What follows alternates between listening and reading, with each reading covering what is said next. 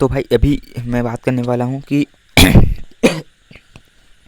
मतलब जब bull market आता है ना, तो क्या रिस्क आता है, क्या मिक्स कॉन्सेप्ट होता है लोगों में, और हम इससे क्या सीख सकते हैं। जो हिस्ट्री में जब बुल मार्केट हुआ तो उसमें लोगों ने क्या क्या किया, तो क्या लेसन्स है, तो उसको हम सीख सकते हैं। तो इसके ऊपर बात करेंगे। तो सबसे पहले रिस्क में बात करते हैं। तो रिस्क क्या होता है कि जो नए नए इन्वेस्टर होते हैं या फिर इन्वेस्टर होते हैं, वो लोगों को लगता है, वो लोग ना ओवर कॉन्फिडेंस में होते हैं कि मार्केट तो ऊपर ही जाएगा, ऊपर ही जाएगा। मतलब ओवर कॉन्फिडेंट में वो लोग फोमो के क्रिएट में, मतलब उनको ये लगता है कि प्राइस ऊपर ही जाएगा, एंड हम अगर इस टाइम पे नहीं लेंगे तो प्राइस और भी ज़्यादा बढ़ सकता है। इस कारण से ज़्यादा बाइंग स्टार्ट हो जाती है मार्केट्स पे।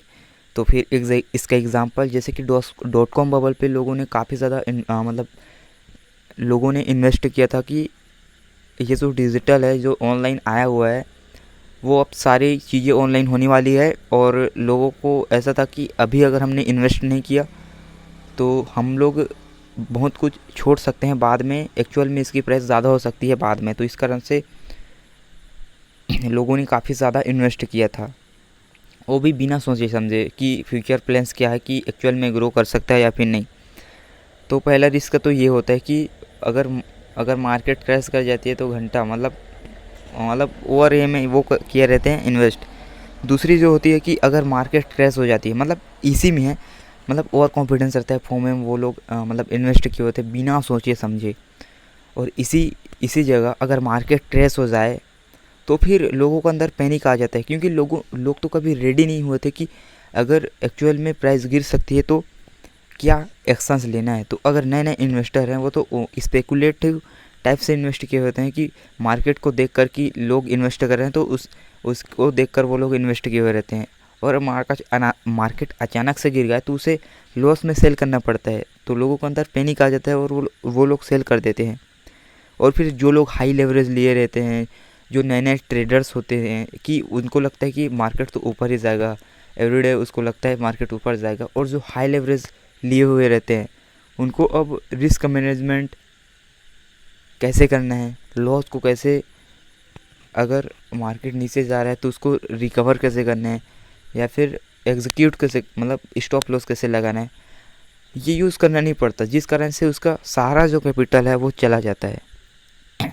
उसके बाद मिसकॉन्सेप्ट, क्या क्या ऐसे मिसकॉन्सेप्ट हैं जो बुल मार्केट पे लोगों को होता है। पहला तो मार्केट हमेशा ही ऊपर जाएगी, ये मिसकॉन्सेप्ट होता है कि मार्केट हमेशा ही ऊपर जाएगा। जैसे कि क्रिप्टो के केस में हुआ कि क्रिप्टो बुल रन चला, बट मार्केट कभी भी गिर सकता है, ये लोगों को नहीं था। बट जैसे ही मार्केट गिरी तो काफ़ी सारे लोगों का लॉस हो गया।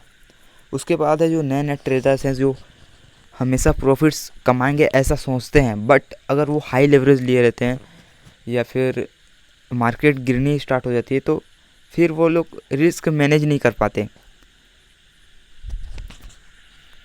और मतलब मिसकॉन्सेप्ट कुछ यही है।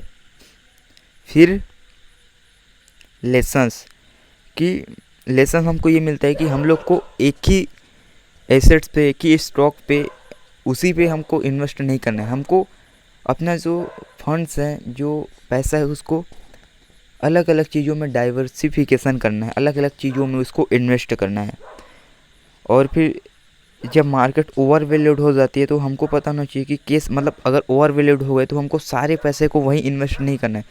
हमको ना आधे पैसे को रखना है, ज़्यादा को इन्वेस्ट, मतलब आधे को रखना है। और जब मार्केट गिर जाए तब हमें सस्ते में शेयर्स को बाई कर लेना है। जैसे कि कोविड-19 के टाइम पे हुआ था कि सस्ते बाई, मतलब जो स्टॉक थे वो सस्ते हो गए थे, लेकिन जो लोगों ने सस्ते में बाई किया वो अभी के टाइम पे काफ़ी ज़्यादा उसका शेयर की प्राइस बढ़ चुकी है, वैल्यू बढ़ चुकी है कंपनी का।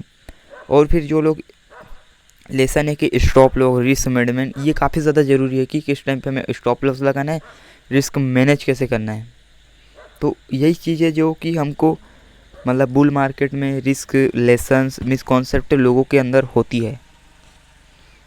एंड अगर मैं दूसरी की और बात करूं, जो कि इसके बाद मैंने और भी सारी चीज़ें जो कि इम्पोर्टेंट थी जिसको अपन ने सर्च किया था, तो उसको अपन ने काफ़ी भी लिखा है, तो उसके लिए भी अलग से एक वीडियोस आएगी एक्सप्लेन करने के लिए। तो